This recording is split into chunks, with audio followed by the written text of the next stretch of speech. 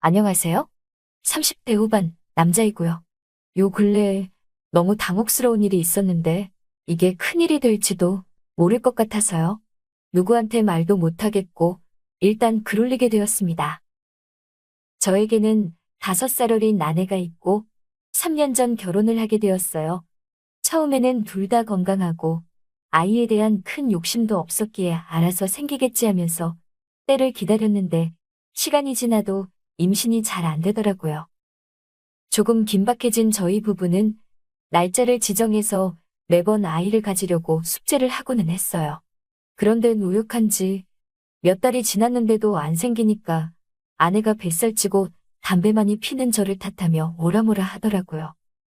그래서 아내가 시키는 대로 퇴근하고 나면 집 앞에서 조깅도 하고 아내가 챙겨주는 영양제도 꼬박 먹고 담배는 아내 몰래 조금씩 피긴 했는데 이게 은근 스트레스더군요.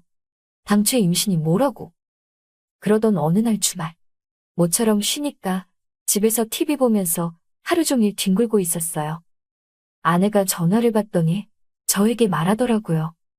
여보, 우리 언니 형부랑 말다툼 끝에 집을 나왔대. 이번이 몇 번째인지 이제는 엄마 아빠한테 면목 없다고 우리 집에 잠깐 온다네. 그래도 되지? 처형이 또 어쩔 수 없지 뭐. 저희와 비슷하게 결혼을 한 처형은 저와 동갑이었어요. 워낙 털털하고 그래서 저와 잘 통하기도 했고 친구같이 술도 마시고 그랬었거든요. 저번에도 한번 형님과 다투고 장모님 댁에 가더니 이제는 면목 없다고 저희 집에 들린다고 하더라고요. 짠하니까 오라고 했습니다. 곧이어 처형이 왔고 처형은 그간 고생을 했는지 표정이 어두웠어요. 그런데 원래부터 처형은 아내와 비슷한 키에 비슷한 외모이긴 했었는데 뚱뚱하진 않았어도 날씬한 아내보다는 살집이 더 있었거든요. 그런데 요번에 힘들어서 그랬는지 몰라도 아내와 비슷하게 날씬해졌더라고요. 놀랬습니다. 아니 처형, 무슨 일이 있었던 거야? 살이 빠졌는데. 남편 놈이 이번에는 회사 신입이랑 바람 폈는데 아주 고맙네. 나 살 빠지게 만들고 이뻐지게 만드네. 고마운 인간 같으니라고. 처형, 그래, 그렇게라도 웃는 거 보니 좋네. 처형 기분이 별로이고 술이 한 잔 필요할 것 같아서 아내는 오늘은 술 마셔도 된다고 허락을 하더라고요. 기분이 좋았습니다. 그래서 처형 위로도 해줄 겸 셋이서 형님 뒷담화 삼매경에 빠지고 재밌는 수다에 대낮인데도 알코올에 취해서 기분이 조금씩 업되더라고요. 한참을 즐겁게 마시고 있는데 아내에게 장모님의 전화가 들려왔고 김치를 가져가시라고 오라고 하시더라고요. 그래서 제가 간다고 했는데 제가 취했는지 눈도 풀리고 혀도 꼬아지니까 아내가 버럭 소리를 지르면서 장모님이 임신 준비 중인데 제가 술 취하고 있는 거 아시면 안 된다면서 술 안 마신 자신이 다녀온다고 하더라고요. 그렇게 말한 후 아내는 20분 거리에 장모님 댁에 간다고 나갔습니다. 술 안 마시고 있는 아내가 나가더니 술꾼인 저와 처형의 목소리는 점점 커져갔고 막판에는 처형이 기분이 많이 업됐는지 TV에서 걸그룹 노래가 나오자 따라서 춤을 추는 겁니다. 처음에는 처형의 어설픈 동작들을 보며 막 웃었는데 술 취한 와중에도 웨이브하며 은근히 도발적인 댄스도 포인트 맞춰 제법 따라하더군요. 와 처형, 걸그룹 데뷔해도 되겠는걸? 아니 형님은 왜 이렇게 매력적인 처형을 두고 바람이 났대? 제부, 내 남편이 온갖 여자들을 밝혀대서 그렇지 내가 살도 빠지고 이제 마음만 먹으면 아무 남자나 다 꼬실 수 있거든? 에이, 그건 아닌 것 같은데? 뭐가 아니야. 당장에 제부도 나보면 넘어갈걸? 처음에는 제가 농담을 하며 말한 거였었는데 형님 일도 그렇고 처형이 예민해졌나 봅니다. 자존심이 상했는지 저에게 갑자기 성큼성큼 오더니 두 손으로 제 어깨를 걸치는 겁니다. 몸이 점점 가까워지니까 저도 모르게 반응이 왔는데 그때 처형이 눈치챘는지 푹 하면서 장난이야 장난 이러더라고요. 예전에는 친구 같은 처형으로 절대 여자로 보이지 않았었는데 왠지 그날은 다르게 느껴졌어요. 여자같이 느껴진 거죠. 제가 너무 당황을 하자 처형은 오늘 술판은 끝내야겠다며 이따가 아내가 오면 깨워달라며 졸리다고 방에서 쉰다고 하더라고요. 그렇게 저도 술을 다 마시고 나서 그런지 너무 졸렸습니다. 거실에서 테이블에 기대어 잠이 들었는지 누워 있었는데 문제는 제가 오랜만에 술을 마셔서 그랬는지 술이 엄청 취한 것 같더라고요. 잠깐 잠에서 깬 저는 너무 졸려서 처형이 있는 안방으로 가게 되었습니다.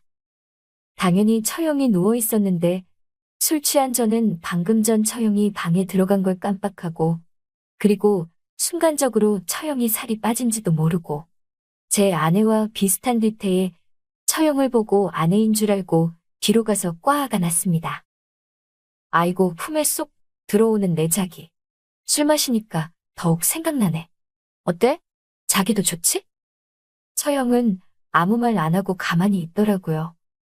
저는 술이 취했고 졸린 상태였는데도 그때 아내인 줄 안 처형의 뒷모습을 보고 기운이 막 나더라고요.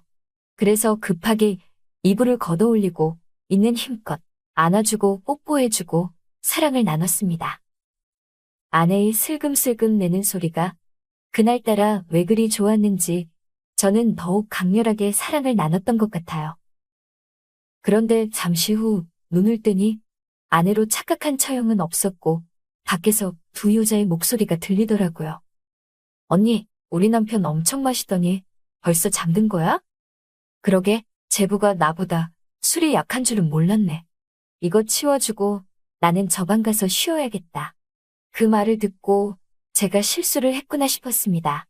처형이 집안 불화 때문에 며칠 더 있을 것 같은데 앞으로 어떻게 처형 얼굴을 봐야 하나 싶었어요. 잠시 후 거실에 나왔는데 처형은 평소 때와 같이 저를 대하더라고요. 그래서 처형도 술김에 아까의 상황을 잊었었나 하는 생각이 들더라고요. 처형의 태도에 안심을 하게 됐고 그래서 그 일은 가볍게 잊혀지는 듯 했습니다. 다음 날 저는 출근을 하게 되었고 아내도 친구를 만난다며 오늘 저녁을 직접 해먹으라고 하더라고요. 알겠다 하고 퇴근 후 집에 왔습니다. 집안에는 처형만 있었어요. 처형은 집에 아이를 보고 집안이라고 다시 왔다고 하더라고요. 아직 형님 얼굴 보기는 싫다며 저희 집에 며칠 더 있겠다고 했습니다. 처형과 둘이 저녁을 먹다가 처형이 술 한잔 하고 싶다고 했고 저는 아내가 늦게 온다고 한 날이어서 가볍게 술 한잔 하자며 술을 사왔습니다. 그런데 마트에 간 사이에 처형이 아내 옷을 입은 거예요. 집사람 옷이 편하고 예쁘다면서 면원피스를 입었는데 언뜻 보기에 정말 아내와 비슷해 보였습니다. 그런데 이게 또 제가 두 번째 실수를 하게 된 이유 중 하나였어요. 이번에는 처형과 가볍게 마시고 술상을 정리하려고 했거든요. 처형도 그날은 많이 먹은 것 같지 않았어요. 그런데 마시는 중에 제가 화장실에 다녀왔고 편의점에 볼 일이 있다면 아간 처형이 현관문을 열고 들어왔는데 아내와 똑같은 옷에 비슷한 체형에 비슷한 얼굴의 순간 아내로 착각한 겁니다. 자기 왔냐면서 엉덩이를 툭툭 쳤는데 글쎄 처형이 당황스러워하더라고요. 저도 그때 놀란 처형을 보고 미안하다며 아내인 줄 알았다면서 얼른 자리를 피했습니다. 그런데 심장이 계속 두근거리는 거예요. 처형이 내 행동이 싫었으면 뭐라고 했을 텐데 가만히 있던 처형 생각이 나서 거실에 있을 처형을 두리번 쳐다보았습니다. 둘만 있는 상황에서 그렇게 미묘한 기운이 오랫동안 흘렀습니다. 잠시 후 안방에 있는데 누군가 문을 두들겼어요. 처형이었어요. 처형은 요새 불면증이 심해졌다면서 자기 혼자 술을 조금 더 마실 테니 쉬고 있으라고 하더라고요. 그런데 혼자 마시게 하는 건 마음에 걸려서 같이 얘기 나눠준다 했어요. 그런데 그날따라 처형이 급하게 마시더라고요. 금방 취한 처형은 정신을 잃은 듯 테이블에 주저앉았고 저는 그런 처형님들 안방에 데려다 주었습니다. 쭉 뻗은 자세로 깊은 숨을 몰아쉬고 있는 처형을 쳐다보는데 편한 원피스를 입어서 그런지 눈을 어디다 둬야 할지 몰랐습니다. 순간 저도 모르게 생각하면 안 될 상상을 막 하게 되더라고요. 내려다 놓고 방을 나서려는데 처형이 제 손을 잡았습니다. 그러면서 혀꼬인 말투로 가지 말고 자기 곁에 있어 달라고 하더라고요. 그리고선 저를 자기 쪽으로 당기면서 처형과 뽀뽀를 하게 되었어요. 눈 감고 있는 처형이 저를 막 끌어왔는데 저는 처형이 술이 취해 저인 줄 몰랐다고 생각했어요. 아니, 술 취한 여자가 힘이 왜 그리 센지 저도 어찌할 바를 모르겠더라고요. 근데 너무나 좋았어요. 이미 처형과 흐릿한 기억이었지만 경험이 있었던 터라 내심 저도 모르게 처형을 원하는 것 같았어요. 그렇게 두 번째도 뜨거운 사랑을 나눴어요. 끝나고 나서 저는 아차 싶어서 얼른 거실로 나갔어요. 곧이어 잠에서 깬 처형이 화장실로 갔고 물을 마시고 다시 들어가더라고요. 정말 헷갈렸습니다. 남편과의 사이가 소원해져서 저를 외간 남자로 착각한 것인지 아니면 저인 줄 알면서도 일부러 그러는지 알 수가 없었어요. 그렇게 처형이 저희 집에 왔다 갔다 했던 5일 동안 매번 술을 마시게 됐었고 아내는 술 냄새 맡는 걸 별로 안 좋아해서 저녁에 친정에 가거나 친구네 간다고 하더라고요. 그렇게 처형과 총 5번의 사랑을 나누게 되었어요. 세 번째부터는 저도 그냥 모른 척하고 즐겼던 것 같아요. 5번의 사랑을 나눈 후 처형은 형님이 정신 차린 것 같다며 다시 잘 지내본다며 아이 집에 간다고 하더라고요. 그런데 왜 그리 아쉬운지. 솔직히 그 다음 날쯤 처형과 터놓고 얘기해보려 했거든요. 나를 좋아하는지 말이에요. 저도 처음에는 몰랐다고 해도 그 다음부터는 잘못된 건 줄 인지를 한 상황에서 저지른 일이라 아내에게 정말 면목이 없어요. 제 아내에 대한 불만이 처형에게 어긋난 행동으로 표출된 건지 뭔지 모르겠어요. 그런데 얼마 뒤 처형이 둘째 아이를 임신했다고 하더라고요. 임신 초기라고 하는데 어째 날짜가 형님과 사이가 나빴었고 저와 며칠 지냈던 그 시기인 것 같은 거 있죠? 아내는 본인은 계속 실패하는데 언니는 남편과 사이도 별로인데 2번이나 임신했다며 부러워하더라고요. 설마 아내 임신도 못 시키는 저인데 처형에게 임신을 시킨 게 저는 아니겠죠? 저는 지금 제발 형님의 아이이길 바라고 있어요. 혹시라도 저와 닮은 아이가 나오면 저는 뭐라고 말해야 되죠? 지금이라도 처형과 그 며칠 있었던 일들에 대해 상의를 해봐야 하는 것인지 아니면 지금처럼 모르쇠해야 되는 것인지 정말 난감한 상황이네요. 첫 번째 우연히 자던 날, 그 다음부터는 처형을 피했어야 했나 하고 정말 후회 중입니다. 여러분 노후 준비 잘하고 계신가요? 네, 혹시 아직도 막연하게만 생각하고 계신가요? 네. 제가 만난 수많은 70대 어르신은 한결같이 이런 말씀을 하셨습니다. 네. 근데 이걸 젊었을 때 알았더라면 50, 60대 때 조금만 달리 살았더라면 물론 후회가 전혀 없는 삶은 없을지라도 후회를 덜어낼 수 있는 삶은 분명히 있습니다. 네, 그래서 오늘은 우리가 50, 60 대에 미리 알았더라면 좋았을 전문가의 인생 조언을 나누려 합니다. 네, 그리고 이 이야기가 여러분이 남은 인생에 작은 나침판이 되었으면 합니다. 그리고 70대가 되어 참 잘 살았다라고 미소 지을 수 있는 삶을 위해 부디 끝까지 함께 해주시길 바랍니다. 그리고 구독과 좋아요는 무료입니다. 그리고 클릭 한 번으로 다음 영상을 빠르게 시청할 수 있습니다. 안녕. 70대가 되면 누구나 마주하게 되는 첫 번째 현실은 질병입니다. 여러분은 나이가 들수록 몸 관리만 잘하면 된다는 말을 들어보셨나요? 네, 물론 영양제나 운동을 챙기면서 건강 관리하는 게 최고이긴 합니다. 60대까지는 말이죠. 네, 하지만 70대에 접어들면 현실은 이렇습니다. 네, 첫째. 근력은 60살 이후 연간 3%씩 감소합니다. 네, 둘째. 70대의 절반이 청력 장애를 경험하게 됩니다. 셋째, 65. 세가 넘으면 치매에 걸릴 확률이 5년마다 2배로 늘어납니다. 그리고 와다 히데키 정신과 전문의는 이렇게 말했습니다. 긴 세월을 코줄 달고 간병인의 의지에 살 것인가? 아니면 아프지 않고 건강하게 살다 갈 것인가? 어느 쪽으로 마칠지는 70대에 결정된다. 그리고 70대는 인생 최후의 활동기죠. 그러다 보니 전문가들은 70대를 잘 보내야만 남에게 도움을 받아야 하는 시간을 최대한 늦출 수 있다고 말합니다. 그리고 70대에 해야 할 일을 제대로 해 두지 않으면 오래 살지는 몰라도 노쇠한 고령자가 되어 가족에게 짐이 될 수 있습니다. 40년 넘게 바둑을 두어 오신 김할아버님은 70세의 치매 위험군 판정을 받고 정신과 의사를 찾아가셨습니다. 그리고 바둑은 머리를 쓰는 취미인데 왜 이런 결과가 나왔을까요? 네?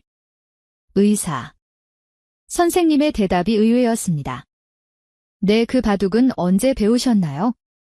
네, 저는 20대였습니다. 바로 그겁니다. 저는 20대에 배운 것을 50년간 반복하는 것보다 지금 새로운 것을 배우는 게 치매 예방에 도움이 됩니다. 네, 이 말씀이 참 의미심장했습니다. 네. 우리는 늘 하던 것만 하려고 하죠. 네. 늘 가던 길로만 걸으려 하고, 늘 먹던 음식만 먹으려 하고, 늘 하던 취미만 고집하려 합니다. 네, 하지만 뇌는 새로운 자극이 필요하죠. 네, 50대, 60대를 넘어서 새롭게 시작하는 취미가 70대 이후에 건강한 삶을 좌우할 수 있다는 겁니다. 이렇게 새로운 취미를 가지다 보면 반복되는 일상의 무료함도 자연스럽게 해결됩니다. 여러분 매일 같은 산책, 노만 걷지 말아보세요. 일주일에 한 번은 새로운 길로 가보세요. 안녕. 그리고 가끔은 전철을 타고 낯선 동네로 가보는 것도 좋습니다. 그리고 늘 가던 식당 말고 새로 생긴 식당도 가보세요. 남성분들은 간단한 요리에도 도전해보세요. 그리고 가장 중요한 것. 돈 쓰는 것을 너무 아끼지 마세요. 새 건강을 위해 놀고 건강을 위해 돈을 쓰는 것. 이것이야말로 최고의 노화 예방법입니다. 네. 그리고 즐거워야 면역력도 높아지고 밖에 나가야 뇌도 자극받습니다. 하지만 가끔 재산을 물려주겠다는 욕심에 하고 싶은 일을 꼭 참기도 하는데 자식들은 그런 부모를 전혀 고마워하지 않습니다. 70대가 되면 마주하게 되는 두 번째 현실은 외로움입니다. 네. 많은 분이 노후의 가장 큰 걱정거리로 돈을 이야기합니다. 네, 저도 그렇게 생각했죠. 네, 그런데 얼마 전 만난 한 어르신이 깊은 한숨을 내쉬며 이렇게 말씀하시더군요. 네, 막상 일흔도 되고 보니 돈보다 더 무서운 게 외로움이더라고요. 네. 저는 10,000원은 쪼개면 여러 나를 살 수 있지만 외로움은 쪼개도 하루하루가 힘들어요. 이걸 안 겪어본 사람은 몰라요. 저는 이 말씀이 제 마음에 오래 남았습니다. 그리고 실제로 미국 공중보건 서비스단 보고서에 따르면 외로움이 담배를 매일 15개비 피우는 것만큼 건강에 치명적이라는 연구 결과가 나왔습니다. 그리고 현재는 홀로 살다가 쓸쓸히 생을 마감하는 고령자의 수도 점점 늘어나고 있죠. 그리고 관악구 대학동의 한 고시촌. 한때 젊은 곳이 생들의 꿈이 가득했던 이곳은 이제 노인촌이 되어 가고 있답니다. 화장실도 없는 고시원. 취사시설이 없는 미니 원룸. 이 한평 남짓한 좁은 공간에서 수많은 어르신이 생활하고 계십니다. 산문은 절대 잠그지 말라고 당부드려요. 내 고시원. 주인장의 목소리가 떨렸습니다. 네, 안녕하세요. 아침마다 방문을 두드려 봅니다. 혹시나 하는 마음에 현관에 걸린 작은 게시판에는 이름이 적혀 있었습니다. 모두 이곳에서 홀로 생을 마감하신 분들입니다. 그리고 돌아가신 후에도 기억해줄 사람이 없는 무연고 어르신들. 설령 가족을 찾는다 해도 가족들이 인수를 포기하는 경우가 많죠. 하지만 이건 특별한 누군가의 이야기가 아닙니다. 하지만 누군가의 부모이자 형제이자 이웃이었던 분들의 이야기입니다. 그리고 우리 모두에게 일어날 수 있는 현실인 거죠. 특히 여성 어르신들의 현실은 더욱 냉혹합니다. 평균적으로 남성보다 10년을 더 사시기 때문이죠. 그리고 젊었을 때는 남편을 간호하고 정작 본인의 노후에는 홀로 남겨지는 경우가 많습니다. 그리고 더 긴 노후를 혼자서 견뎌내야 하는 겁니다. 70대가 되면 마주하게 되는 세 번째 현실은 편견입니다. 두려워할 것은 늙음이나 죽음이 아니다. 녹슨 삽니다. 그리고 법정 스님의 이 말씀이 최근 만난 한 어르신의 이야기와 겹칩니다. 올해 73세인 양 할아버님은 이렇게 말씀하십니다. 저는 60대가 제일 부럽습니다.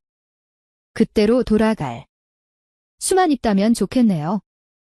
30년 넘게 공무원으로 일하시다 퇴직하신 후 환경미화원도 해보시고 교통안전 도우미도 해보셨습니다. 네, 지금은 경비 일자리를 알아보고 계시지만 번번이 나이 때문에 거절 당하신다고 합니다. 네, 내 일하고 싶은 게 생겼 때문만은 아니에요. 네, 그저 나갈 곳이 있다는 것. 누군가에게 필요한 사람이 된다는 것, 무료한 노년엔 그것 자체가 소중하죠. 할아버님께서는 쓴웃음을 지으시며 말씀하셨습니다. 네, 그리고 노인을 우대해주는 건 지하철 밖에 없더라고요. 그래서 요즘은 지하철을 타고 다니며 시간을 보냅니다. 경치 좋은 곳에 가서 앉아 있으면 마음이 조금 풀리거든요. 어르신은 깊은 한숨을 쉬며 말을 이어가셨습니다. 근데 예전엔 공무원이라는 직업이 있어서 꿀릴 것도 없었고 연금도 있으니 걱정 없을 줄 알았어요. 그런데 살아보니 그게 다가 아니더라고요. 내 늙은 제가 할 수 있는 일이 별로 없어요. 5년만, 딱 5년만 젊었더라면 좋겠어요. 네네. 이건 단순히 게임만의 문제가 아닙니다. 네, 우리 사회가 만든 보이지 않는 벽이죠. 네, 법정 스님의 말씀처럼 두려운 것은 늙어가는 것이 아닙니다. 네, 그리고 아무것도 하지 못한 채 녹슬어 가는 삶. 그것이 진정 두려운 것이죠. 네, 우리 사회는 이제 달라져야 합니다. 네, 노후. 준비는 국가도 함께 해야 하죠. 네. 그리고 노인들의 연령보다는 건강, 상태에 따라 사회 서비스, 일자리를 만들어 나가는 정책에 전환이 필요하다고 생각합니다. 그리고 나이는 숫자일 뿐, 누구나 자신의 가치를 펼칠 수 있는 사회. 하지만 그것이 진정한 의미의 103 시대가 아닐까요? 또한 노인 스스로도 늙어감에 대한 부정적 인식보다 사회에 필요한 구성원으로서의 역할에 대한 인식을 갖는 것이 중요할 것입니다. 지금까지 70대가 되면 마주하게 되는 현실에 대해 말씀드렸습니다. 3. 이제는 이런 어려움들을 피하고 행복하게 100세까지 살기 위해 꼭 해야 할 일 5가지를 알려드리려고 합니다.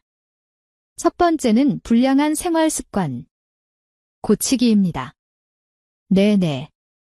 노년기에는 건강이 곧 자산입니다. 5 건강만 잘 지켜도 여유로운 노후를 보낼 수 있죠. 네.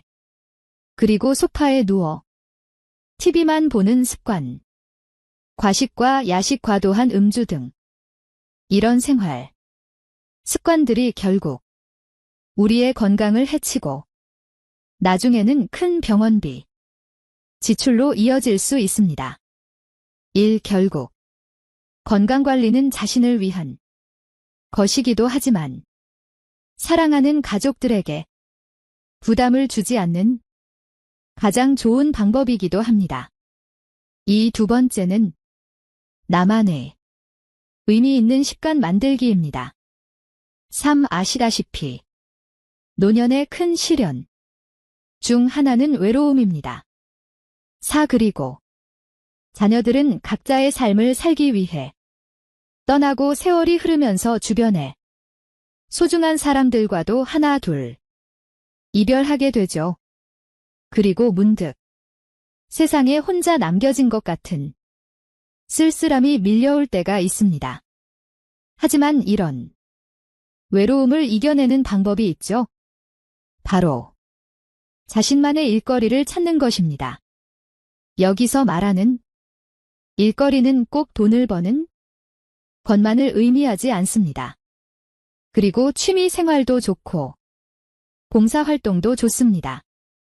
그리고 건강이 허락하는 한 파트타임으로 일하는 것도 좋은 방법이죠. 그리고 중요한 건 시간을 의미 있게 보내는 겁니다. 그리고 그 과정에서 자연스럽게 새로운 친구도 만나고 삶의 기쁨도 다시 찾을 수 있을 겁니다.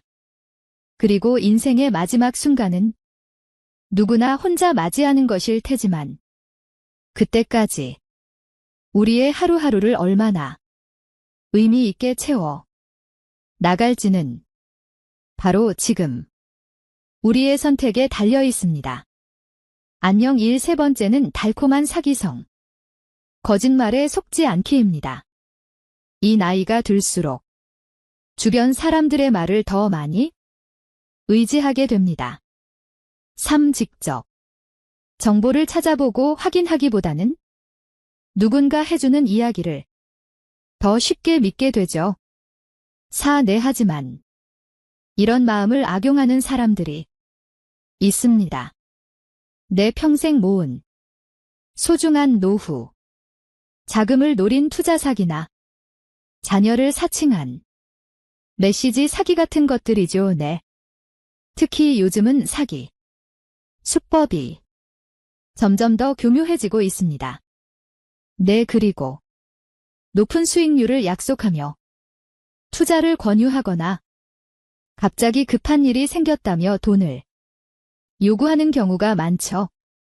그리고 한순간의 판단 실수로 평생 모은 재산을 잃고 비참한 노후를 맞이하는 분들을 주변에서 자주 볼 수 있습니다. 그래서 늘 경계하는 자세가 필요합니다.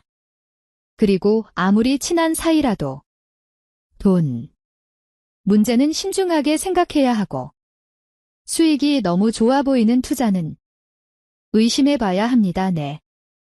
결국 나이가 들수록 더 냉철한 판단력이 필요한 것 같습니다. 네 번째. 과도한 자식. 사랑은 노후의 적입니다. 네. 그리고 지금의 노년. 세대들이 젊었을 때는 자식 공부시키랴 부모 봉양하랴 가정 살림 꾸며나가랴 어깨에 무거운 짐을 진 채 안 먹고 안 입고 안 쓰고 안 놀고 오직 모으기만 해온 세대였습니다. 네, 그런데 이제 은퇴하고 보니 모아둔 재산 대부분을 자녀들에게 주고 정작 본인의 노후는 따뜻하게 사는 분들이 많습니다. 네. 결국 국가의 도움이나 타인의 도움 없이는 살기 힘든 것이 현실이 됐죠? 네, 이건 내리 사랑이라지만 이건 다시 생각해 볼 문제입니다. 이건 노후 자금까지 털어가며 자녀를 지원하는 건 결국 부모와 자녀 모두에게 좋지 않습니다. 이건. 그리고 오히려 부모가 편안하고 안정된 노후를 보내는 것, 그것이야말로 자녀들에게 줄 수 있는 가장 큰 선물이 아닐까요? 그리고 자녀들도 부모님이 경제적으로 힘들어지는 것보다 건강하고 독립적인 생활을 하시는 걸 더 바랄 겁니다. 그리고 다섯 번째는 씀씀이 줄이기입니다. 그리고 그땐 아이들도 출가하고 둘 또는 혼자 사는데 생활비가 뭐 그렇게 많이 필요하겠나 싶지만 매달 나가는 관리비와 식비는 기본이고 경조사비, 문화생활비, 여행경비, 거기에 나이 들수록 늘어나는 의료비, 건강보험료와 세금까지 더해지면 생각보다 많은 돈이 필요합니다. 하지만 그때 가서 갑자기 절약하려고 해도 쉽지 않습니다. 그리고 평생 해온 소비 습관을 하루아침에 바꾸기는 어렵죠. 하지만 결국 돈 걱정하면서 후회로 가득한 노후를 보내게 될 수 있습니다. 내 일을 위해서는 지금부터 차근차근 준비해야 합니다. 네. 오늘부터라도 가계부를 작성하고 수입의 일정 부분을 먼저 저축해 두는 현명한 소비 습관을 들여보세요. 네. 다만 여기서 꼭 기억하실 것이 있습니다. 네, 그리고 절약도 중요하지만 가장 우선시해야 할 건 건강입니다. 식비를 줄이겠다고 영양가 없는 음식만 드시거나 전기세를 아끼겠다고 한 여름에 선풍기도 안 틀고 한겨울에 난방도 안 하시면 안 됩니다. 그리고 이런 무리한 절약은 오히려 건강을 해치고 의료비로 더 많은 지출을 하게 만듭니다. 그리고 결국 건강에 해가 되지 않는 선에서 불필요한 지출부터 하나씩 줄여나가는 게 현명한 방법일 것 같습니다. 그리고 여러분, 103 시대라고 하지만 노후 준비를 제대로 하지 않는다면 길어진 수명은 저주와 다름없습니다. 네. 하지만 우리 지혜의 동행 가족 여러분들은 다르시죠. 네. 이렇게 미리 정보를 찾아보고 준비하시는 여러분들은 분명 건강하고 행복한 노후를 맞이하실 거라 믿습니다. 네네. 특히 오늘 영상을 보시는 분들은 이미 첫걸음을 내디디신 거나 다름없습니다. 네. 앞으로도 저희 채널에서 여러분의 인생 이막을 위한 소중한 정보들을 계속해서 전해드리도록 하겠습니다. 네. 그리고 구독과 좋아요로 응원해주시면 더 좋은 콘텐츠로 찾아뵙겠습니다. 감사합니다. 시청해주셔서 감사합니다. 다음 영상에서 더 유익한 정보와 함께 다시 만나 뵙겠습니다. 안녕. 안녕하세요. 들꽃야담입니다. 오늘은 들꽃야담 몰아보기 특별편 2시간입니다. 즐거운 시청 되세요. 과부들의 옹달샘을 뚫어준 소금장수. 조선 후기 유교 문화에 의해 여인들에게 강요된 정절 때문에 과부들은 힘겹게 살아야 했지만 과부들의 옹달샘을 시원하게 뚫어준 소금 장수 이야기 지금부터 시작합니다. 구독, 좋아요 눌러주실 거죠? 조선 성종대에 이르러 경국대전에 법적으로 과부의 재혼을 금지하는 조항이 편찬되면서 과부의 정절을 더욱 강조하는 사회적 분위기가 조성되었습니다. 그로 말미암아 마을마다 혼자 사는 여인들이 점차 늘어났고 가혹한 법제도 탓에 그들의 한이 날로 쌓여가던 시절이었지요.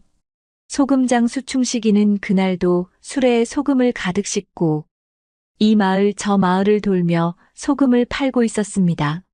소금 사세요. 단단하고 맛 좋은 소금이 왔습니다. 짭조름한 맛이 혀끝을 간지리고 한번 맛보면 잊을 수 없지요. 그는 목이 터져라 소리를 높여가며 장사를 하고 있었습니다. 마침 큰 대문이 열리더니 복실이 나오며 말했습니다. 소금 맛은 짠데 무슨 맛이 그리 좋다고 떠드는 거예요. 우리 마님께서 소금 좀 보자 하시니 안으로 들어오시지요. 충식이 수레를 끌고 대문 안으로 들어가 보니 곱게 차려입은 중년 부인이 기다리고 있었습니다. 마님 소금 장수 들어왔습니다. 마님, 한번 녹여보시면 부드럽게 스며들고 입안 가득 깊은 맛이 퍼집니다. 한번 맛을 보시지요. 넉살스럽게 권하는 충식의 말에 마님은 살짝 미소 지으며 대답했습니다. 소금 맛이야 다 거기서 거기지 뭐 특별한 것이 있겠는가? 정말 그리 특별한 맛인지 한번 맛을 보세나. 예, 마님, 저희 소금을 맛보시면 오래도록 그 맛을 잊지 못하실 겁니다. 그래, 어디 한번 줘보시게. 충식이 소금을 한 움큼 손바닥 위에 내밀자 마님은 다소곳이 소금을 집어 입에 넣었습니다. 사실 소금 맛이야 다 거기서 거기였지만 호들갑 떠는 충식의 넉살에 살짝 웃음이 났지요. 짭조름한 것이 감칠맛도 나는 것 같으니 한 말만 주게나. 간수는 잘 뺐겠지? 그럼요, 마님. 이 소금이야말로 전남 무안에서 직접 가져온 것이옵니다. 넉넉하게 드릴 테니 걱정하지 마십시오. 그렇게 해서 충식은 소금 가마니에서 한 말을 재어 팔았습니다. 가마니를 다시 묶고 있는데 웬 마른 하늘에 날벼락이랍니까? 맑았던 하늘에서 갑자기 비가 쏟아지기 시작했습니다. 아이코, 이게 무슨 날벼락인가? 내 소금 다 녹아버리겠구먼. 충식은 다급히 수레를 처마 밑으로 끌며 멋쩍게 웃었습니다.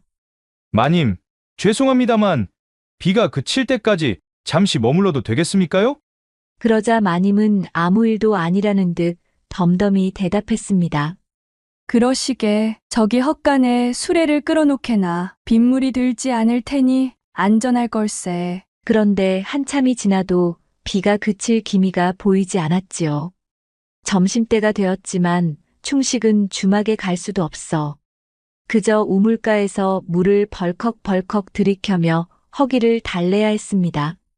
그때 마당에서 복실이 나와 그를 불렀습니다. 마님께서 점심을 먹고 가시라 하십니다요. 이렇게 비가 쏟아지고 있는데 주막으로 갈 수도 없을 테니 여기서 점심을 드시지요. 라며 잘 차려진 밥상을 들고 나왔지요. 뜻밖의 호의에 충식은 감사히 식사를 마쳤고 밥값이라도 대신하겠다는 마음으로 헛간 뒤편에 쌓여있는 장작더미를 보고 말하였습니다. 마님, 신세만 질 순 없으니 저기 쌓여있는 장작이라도 패서 신세를 갚고 싶습니다요. 그리하여 충식은 도끼를 손에 쥐고 장작더미 앞에 섰습니다. 습기를 머금은 더운 공기 속에서 금세 땀이 솟아나자 그는 상의를 훌쩍 벗어젖혔지요. 튼튼한 어깨와 팔 근육이 움직일 때마다 쩍쩍 패지는 장작 소리가 마당 가득 울려 퍼졌습니다. 그 모습을 방문 틈 사이로 우연히 보게 된 마님은 사내의 근육질의 몸을 보게 되자 그만 두근거림에 가슴이 살짝 떨렸습니다. 생각지도 못했던 장면에 기묘한 설렘이 밀려온 것이지요. 왜 이런 느낌이 드는 걸까? 마님은 자신도 낯선 감정에 당황하며 볼이 붉어지는 것을 애써 감추려 고개를 돌렸습니다. 서방님이 돌아가신 지도 벌써 5년이 지났으니 내가 여인으로 살아온 시간이 너무 오래되었구나. 라는 생각에 마님은 외로움이 밀려들며 왠지 모를 떨림으로 가슴이 설렜답니다. 그런데 이게 웬일이랍니까? 비는 종일토록 그칠 기미가 없었지요. 하늘은 어둑어둑해지고 어느덧 저녁 무렵이 되었답니다. 여보시오 소금장수 양반, 저녁도 드셔야겠네요. 복실이 부엌에서 밥상을 차려 나르며 너스레를 떨었습니다. 아이고, 이거 또 신세를 지게 되었군요.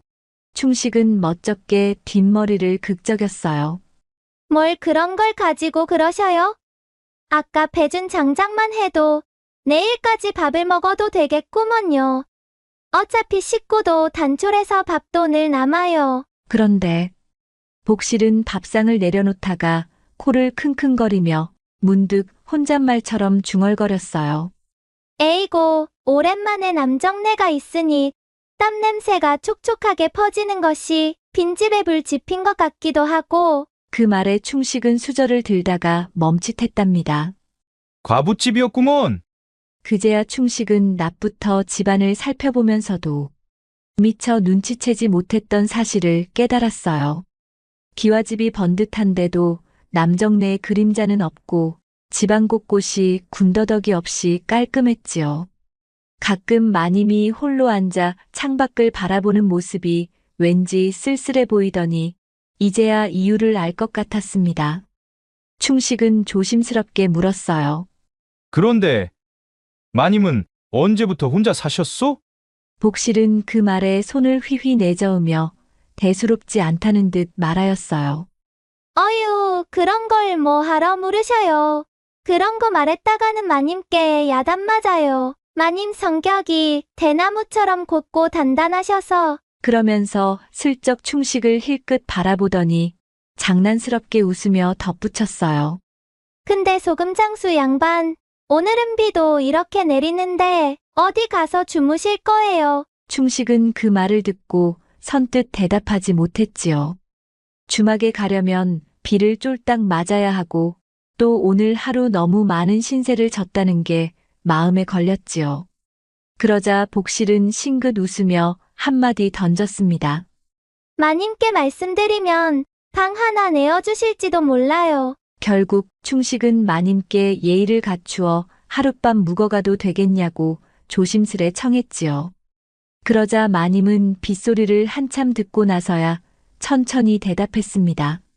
비도 이렇게 오는데 소금 수레를 끌고 움직이는 건 아무래도 무리가 될 터이니 하룻밤 묵어가시게나.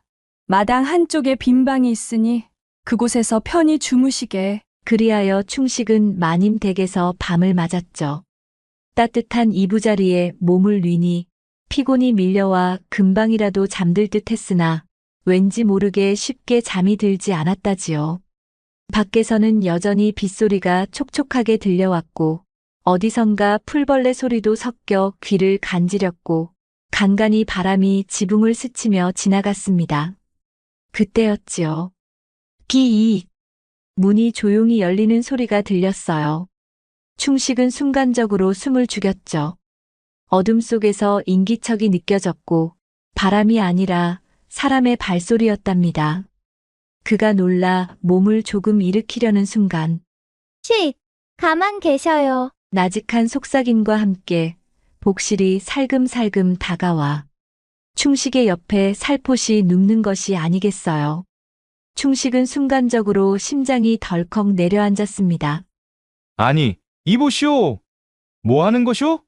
충식이 당황해 속삭이듯 말하자 복실은 가늘게 웃으며 중얼거렸습니다.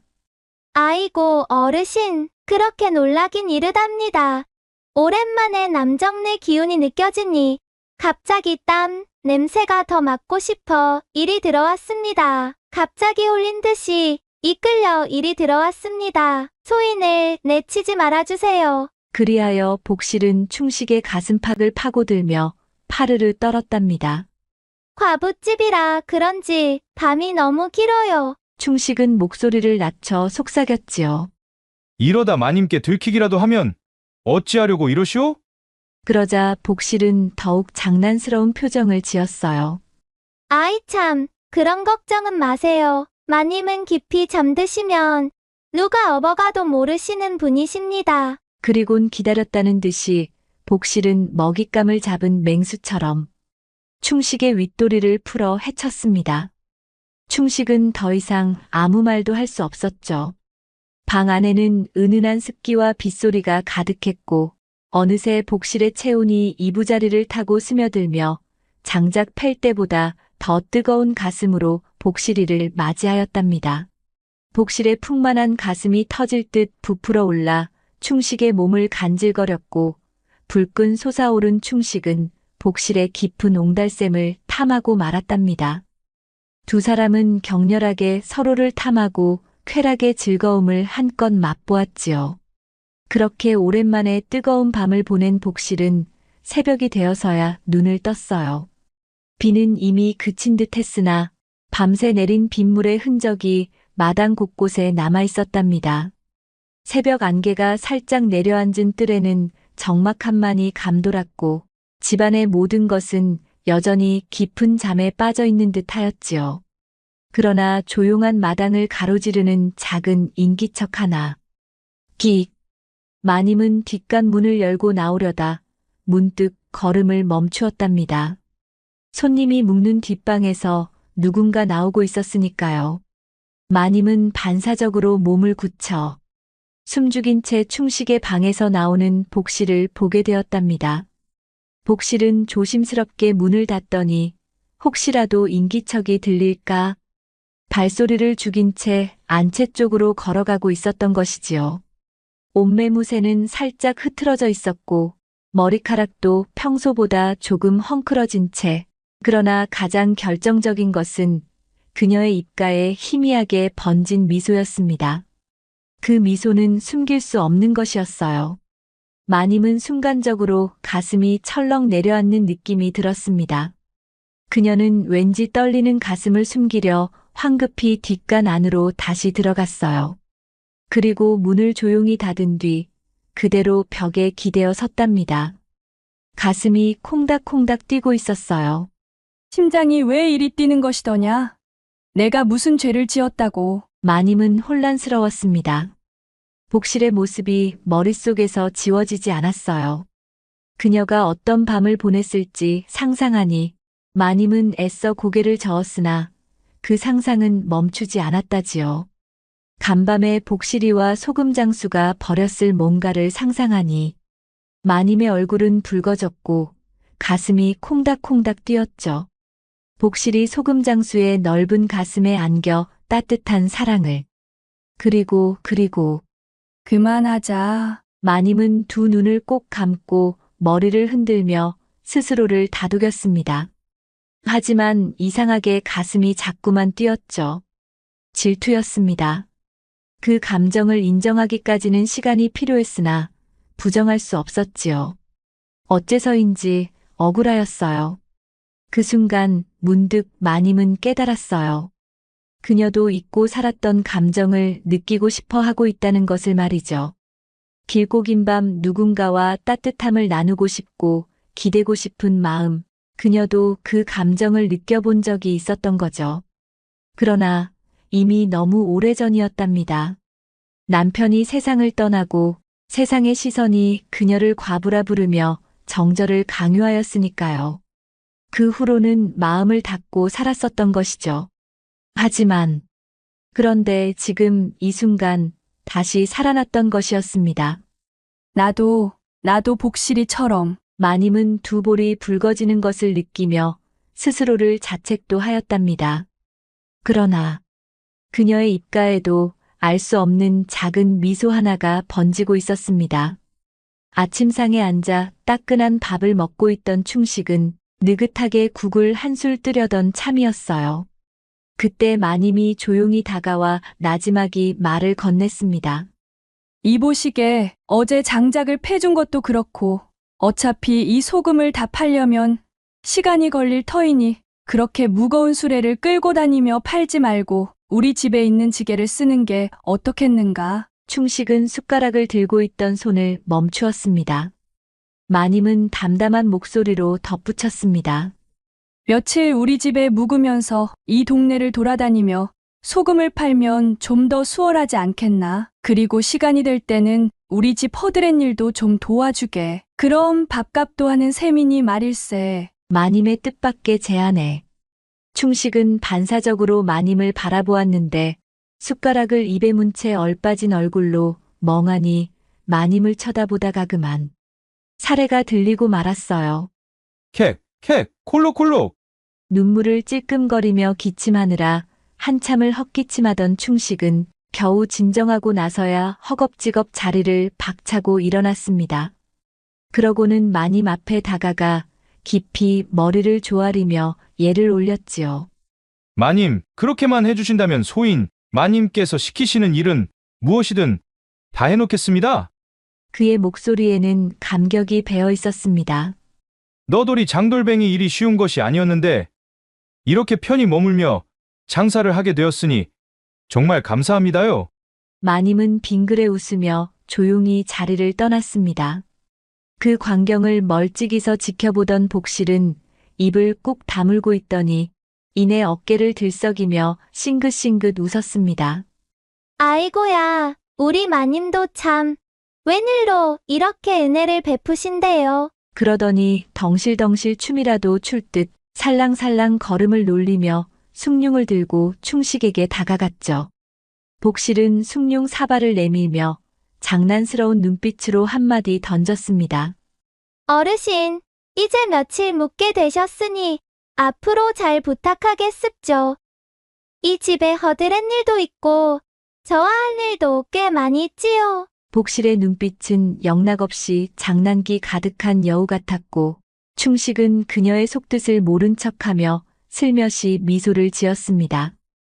이렇게 해서 충식은 마님의 집에 머물며 소금을 팔게 되었고 마을에는 어느새 소금 장수 충식에 대한 입소문이 퍼지고 있었답니다.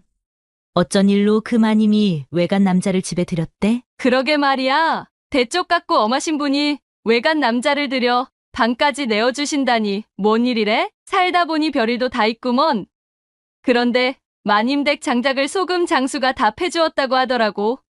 우리도 팰 장작이 산더미인데 올겨울을 나려면 장작을 준비해야 하는데 소금만 사면 장작도 패주나? 동네 아낙네들 사이에서 힘 좋은 소금 장수 충식의 이야기가 화제로 떠올랐습니다.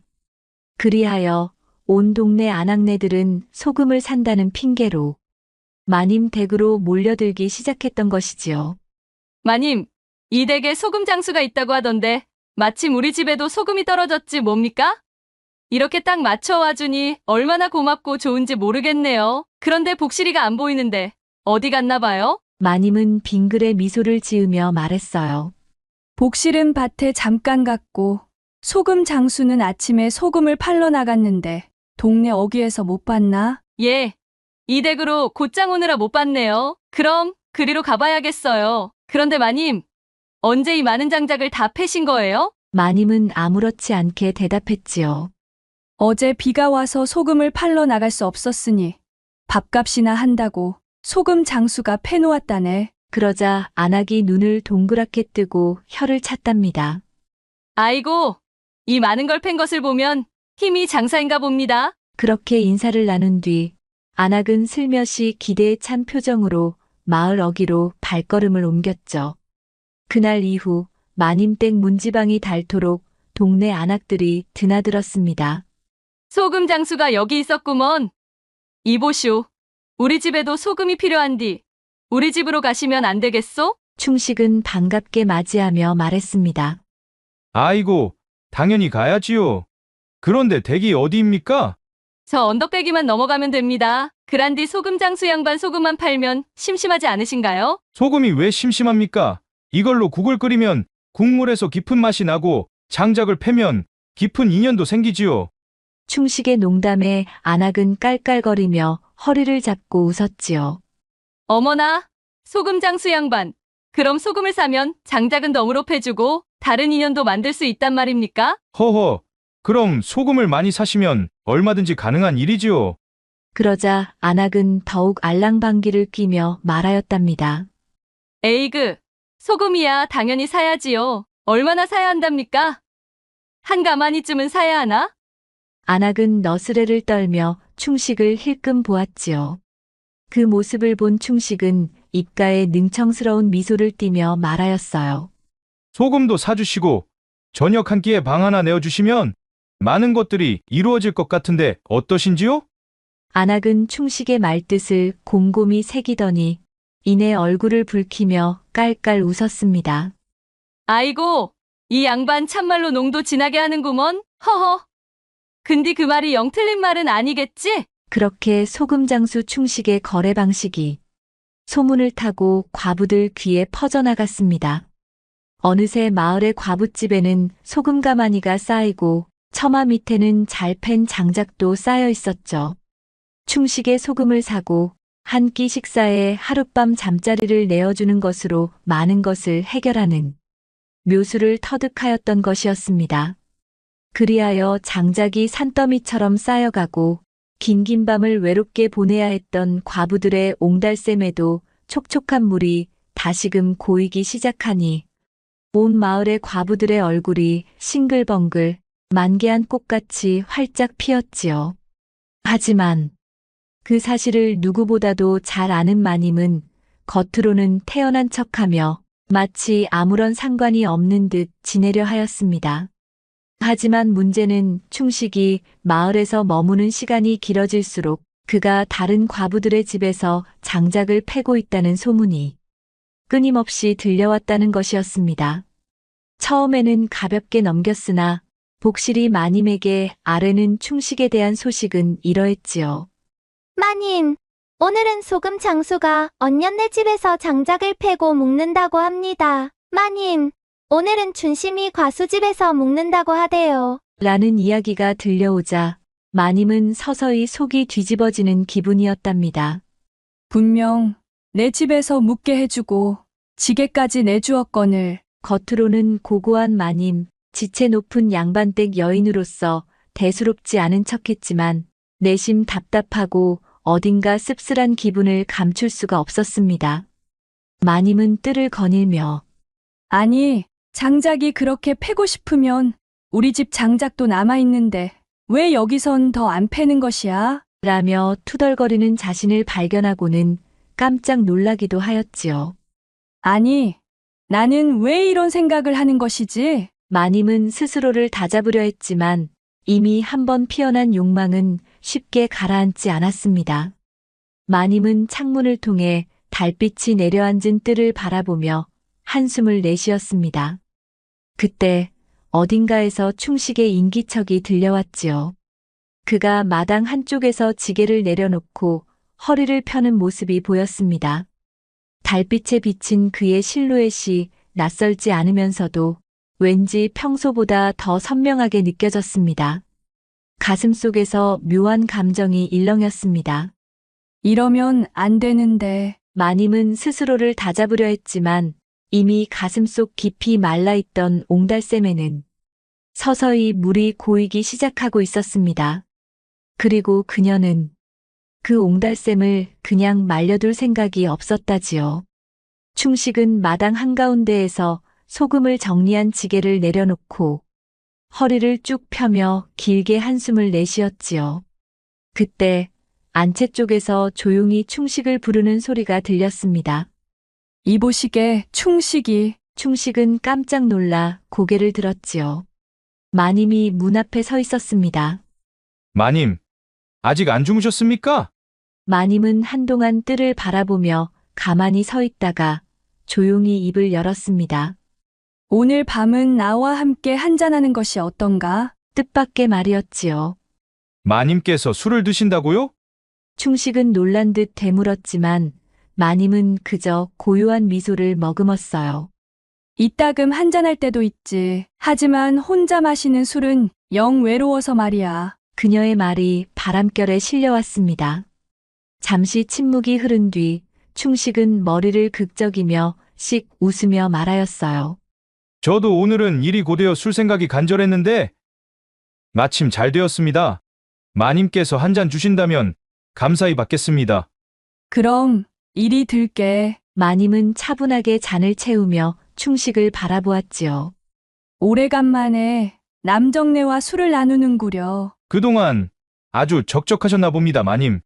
안하기 혼자 살다 보면 이런 일 저런 일 왜 없었겠나. 마님은 슬픈 듯 눈에 눈물이 고이며 말을 멈추고 손끝으로 잔을 살짝 굴렸습니다. 그리하여 주거니 받거니 술기운이 오른 마님이 입을 열었습니다. 자네, 소금도 이제 다 팔아가는구먼. 네. 마님 덕분에 수월하게 몇 달 팔 소금을 다 팔았지 뭡니까? 내 익히 소문을 들어 알고 있네.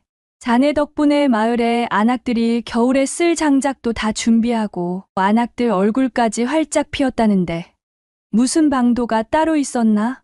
나도 궁금하구먼. 마님의 그 말에 충식은 한참을 망설이며 술만 연거푸 마시더니 드디어 입을 열었지요.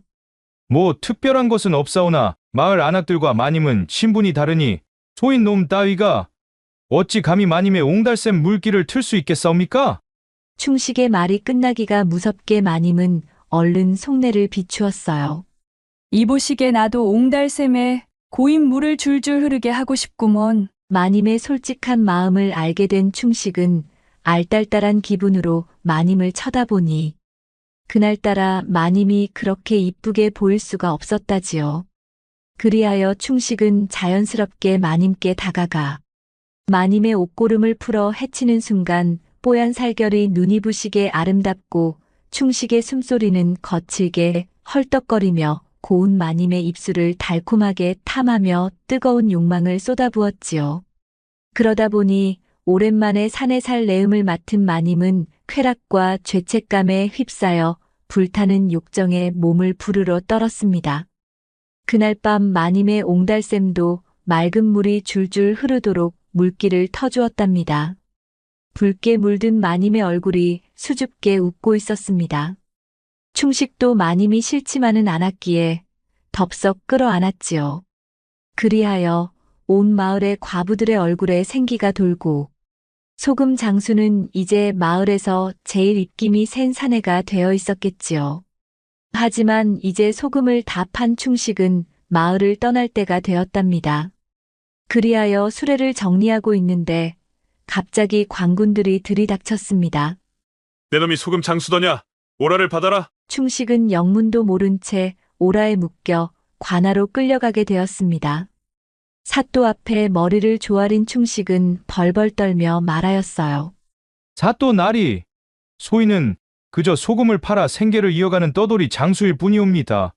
도대체 무슨 죄가 있단 말씀이옵니까? 사또는 콧방귀를 뀌며 탁자를 내리쳤습니다. 이놈! 정녕 소금만 팔았단 말이냐? 온 마을 여인들에게 풍기를 어지럽혔다는 소문이 자자한데 어찌하여 거짓을 늘어놓는 것이냐? 풍기를 어지럽히다니요. 소인은 살기 어려운 안악들에게 손을 보탰을 뿐인데 어찌 이리 몰아세우십니까? 그때 마님이 조용히 앞으로 나서며 말하였습니다. 사또 날이 남자가 아내를 잃으면 얼마 지나지 않아 재혼을 허락받고 그것이 당연한 일이 됩니다. 그러나 여인은 어찌하여 그러지 못한단 말입니까? 사또는 당황하는 얼굴로 말하였지요. 그야 그것이 나라의 법이니라. 여인은 절개를 지켜야 하는 것이 나라의 법도이거늘 어찌하여 법도를 가지고 운운하는 것이냐? 마님은 콧방귀를 끼듯 피식 웃으며 말하였지요. 절개라, 법도라 하지만 사또 날이 어찌하여 그 절개와 법도는 여인에게만 강요되는 것이옵니까? 그 말에 마을 과부들이 일제히 웅성거리기 시작했지요. 맞습니다. 우리는 살기 위해 장작을 패야 하고 장작을 패려면 하루 품삯을 주어야 하는데 그럴 만한 돈이 남아나는 것도 아니고요. 소금 장수가 마을을 돌아다니며 우리를 도와주었을 뿐인데 이것이 풍기문란이라 한다면 도대체 우리더러 어떻게 살라는 말씀이십니까? 사또는 한참 동안 침묵했지요. 그는 분명 이들을 벌해야 하지만 과부들의 현실을 외면할 수도 없었답니다. 고민 끝에 사또는 한숨을 쉬며 선언했어요. 좋다. 충식, 내 놈이 참으로 별난 소금 장수로다. 소금은 짭짤한데 마을 과부들의 얼굴은 달콤하게 변하였으니 사또는 일부러 헛기침하며 과부들을 쓱 훑어보았겠지요. 이번 일은 그냥 넘어가겠다. 하지만 앞으로 소금을 팔고 장작을 팰 때는 관가에 보고하도록 하라. 허나 과부들의 웃음이 넘치는 것은 좋은 일이니라. 이것이 다 백성들의 삶을 위함이 아니겠는가?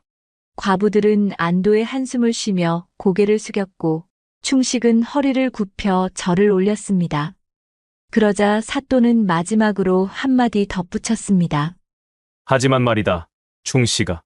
예, 사도 나리. 사또는 실눈을 뜨며 능청스럽게 말했지요. 우리 집 장작은 안 패도 된다. 소금이나 한 가마니 갖고 오너라. 사또 나리. 다음엔 소금 대신 삼배와 무명을 갖고 올 것입니다요. 그 말에 모두가 웃음을 터뜨렸고 충식은 머쓱하게 웃으며 뒤통수를 극적였습니다.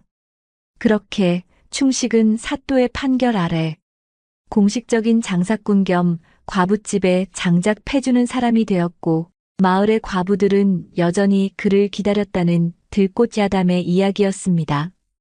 연산군의 여인 장녹수. 이 이야기는 조선왕조 실록을 바탕으로 꾸며진 조선시대 연산군의 폭정을 부추긴 장녹수에 대한 이야기를 꾸며보았습니다.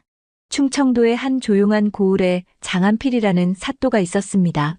그는 본처에게서 난 자식뿐 아니라 노비에게서 얻은 자식들도 여럿 두고 있었지요. 당시 조선의 엄격한 신분제도에서는 아버지가 양반이라 할지라도 어머니가 노비이면 자식은 어머니 신분을 고스란히 물려받아야 했죠. 장녹수 역시 마찬가지였어요. 아버지가 비록 지방 관리였다고 해도 관비 출신 어머니에게서 태어났기에 양반 신분을 얻을 수 없었습니다. 그리하여 힘들게 살다 보니 어린 나이에 시집을 가게 되었고 그도 여의치 않아 몇 번의 결혼을 하며 고된 삶을 이어가게 되었답니다. 이후 장녹수는 제한대군의 노비와 혼인하여 아이까지 낳으며 함께 살았지만 생계가 힘들어 춤과 노래를 익혀 기생으로 일하게 되었습니다. 그러던 중 예종의 적차남인 제한대군이 집에서 연회를 열어 연산군을 초대하게 되었습니다. 제한대군은 음주 가무를 좋아하는 연산군의 눈밖에 나지 않기 위해 잔치를 자주 열며 그를 즐겁게 해주었지요. 그날도 성대한 잔치가 벌어졌고 그 자리에서 기생으로 나온 장녹수가 문득 연산군의 눈에 들어왔습니다. 그녀의 노래는 입을 크게 열지 않아도 맑고 요염한 소리를 뿜어냈고 연산군은 첫눈에 그 매력에 사로잡혔죠. 술잔을 기울이던 그의 시선이 한순간에 장녹수에게 고정됐고 잔치의 흥이 최고조에 이를 즈음 연산군은 만족스러운 얼굴로 제한대군에게 조심스레 물었습니다. 어허, 아우님. 저 여인은 누구요? 자태가 범상치 않아 보이는데.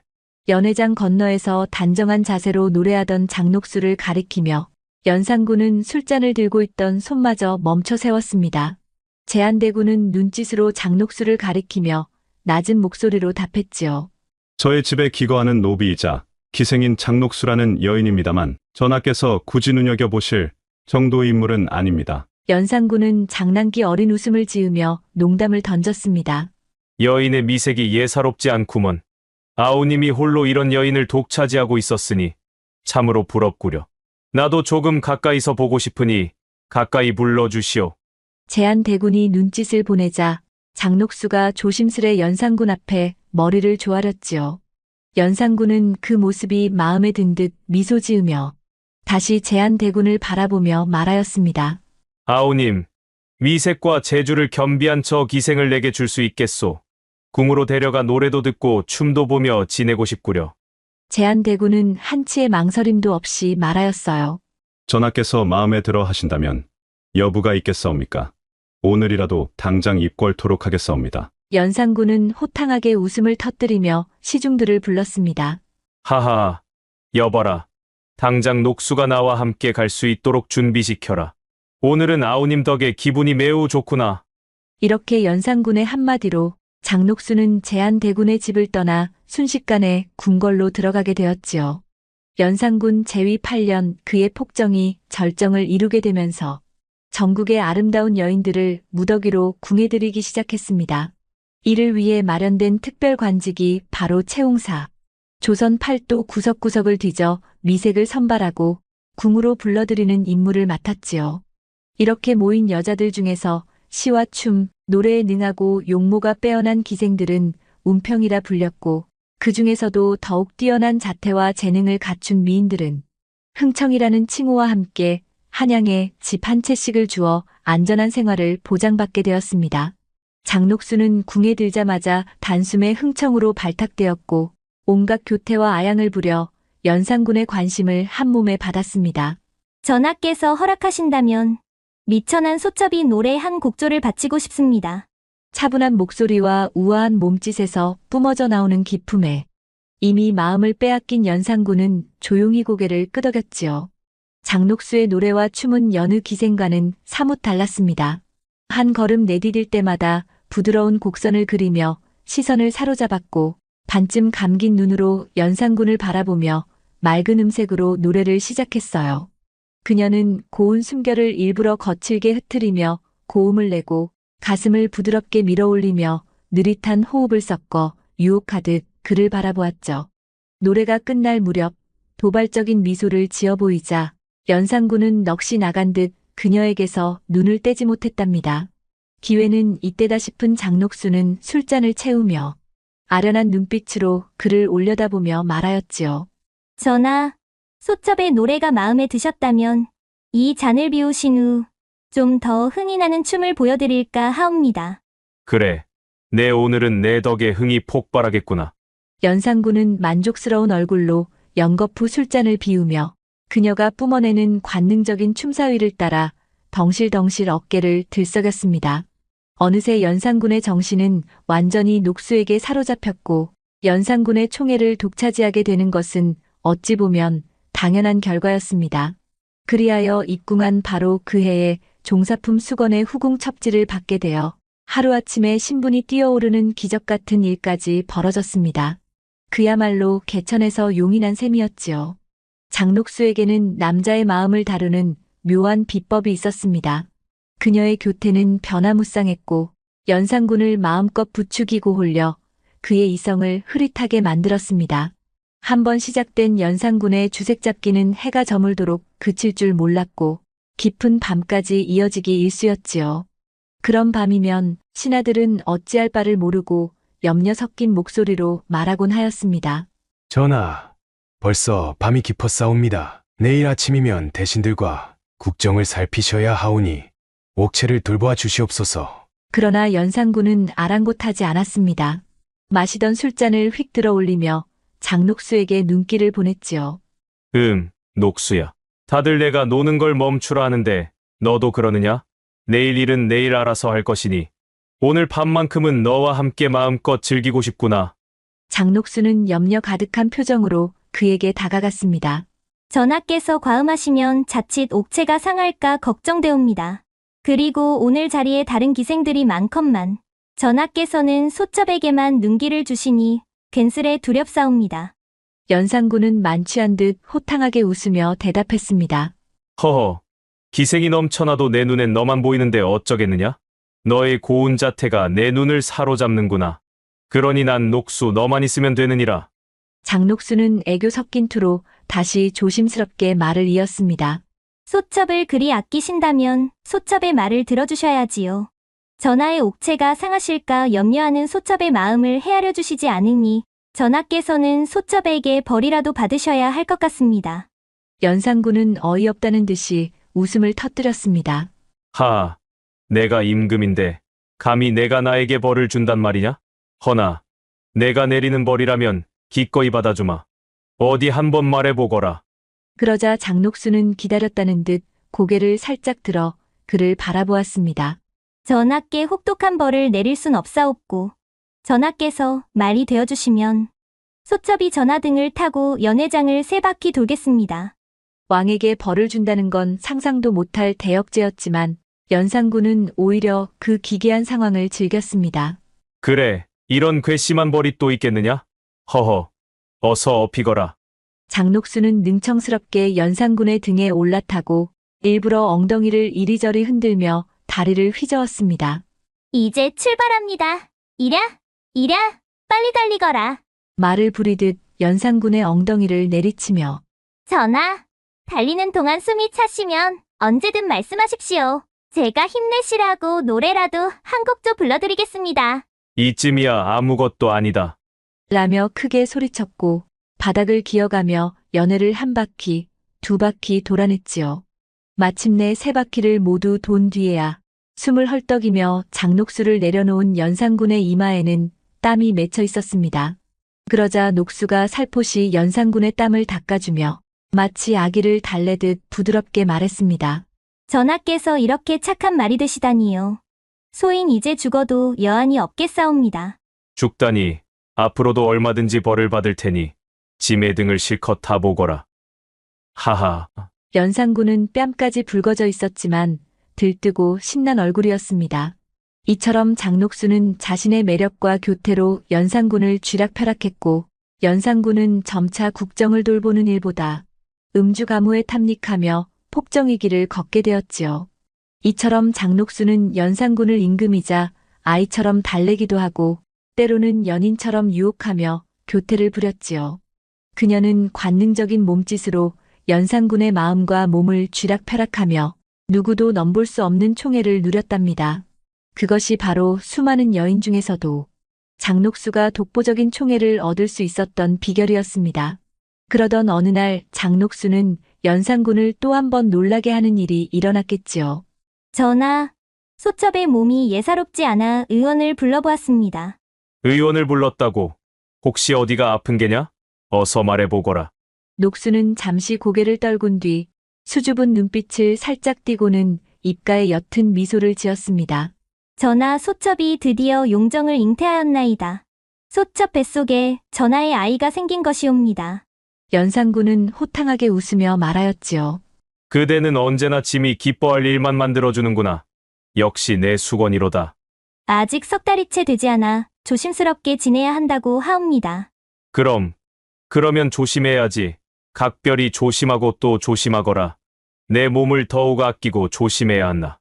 전하께서 이렇게 기뻐해 주시니 소첩은 몸둘 바를 모르겠습니다. 그리하여 장녹수가 딸을 낳자 연산군은 친히 딸의 이름을 영수라 지어주며 각별한 애정을 드러냈습니다. 이 아이 이름을 영수라 하겠다. 그 빛이 곱고 빼어나 훗날까지 빛나길 바라는 마음에서 지어주는 것이니 어떠냐? 영수 참 곱고 기품 있는 이름이옵니다. 소첩은 감히 황공할 뿐이옵니다. 내가 이처럼 귀한 딸을 안겨주었으니 오늘부로 너를 정사품 수경으로 올리노라. 또한 오늘 녹수를 위해 특별한 연회를 베풀고 큰 예물을 내리도록 하게노라. 또한 처소를 다시 확장하고 필요하면 무엇이든 마련하도록 하라. 아이와 함께 지낼 처소이니 방 한 칸이라도 허투루 하지 말 것이며 예법 따위로 제동을 걸지 않도록 하라. 신하들은 경악하였지만 감히 대놓고 반대할 수 없었습니다. 연산군은 이미 장녹수에게 눈이 먼 상태였으니까요. 하지만 연산군이 장녹수에 대한 사랑은 여기서 그치지 않았지요. 여봐라. 수경의 본가가 여염집과 가까워 혹시 불이 나면 어쩌겠느냐. 주변 민가를 헐어 터를 넓히도록 하라. 그 어명에 조심스럽게 나서던 한 신하가 고개를 들어 떨리는 목소리로 간청했습니다. 전하, 수경께서는 궁중에서 지내십니다. 사가에 머무실 일이 없으신데 백성들의 집을 헐어 큰 터를 마련하신다면 백성들의 원성이 하늘을 찌를 것이옵니다. 이 어명을 거두어 주시옵소서. 다른 대신들도 연이어 호소했습니다. 그렇습니다. 전하, 이미 수경께서는 궁 안에서 지내고 계시오니 민가를 빼앗다시피 헐어버리는 일은 백성들의 원성을 키울 뿐이옵니다. 그러나 연산군은 번개처럼 자리에서 일어나 신하들을 노려보며 목소리를 높였습니다. 감히 임금의 뜻을 거역하겠다는 말이냐? 과인의 의중을 모르면서 언행을 함부로 하는 것은 곧 과인을 능멸하는 것이야. 신하들은 머리를 조아린 채 할 말을 잃었고 몇몇은 두려움에 눈을 질끈 감았습니다. 소경을 위해 터를 마련해 주는 것은 과인이 베푸는 은혜다. 백성들은 오히려 영광으로 받아들여야 할 것. 다시 이 일에 반대한다면 그 누구든 용서치 않을 것이니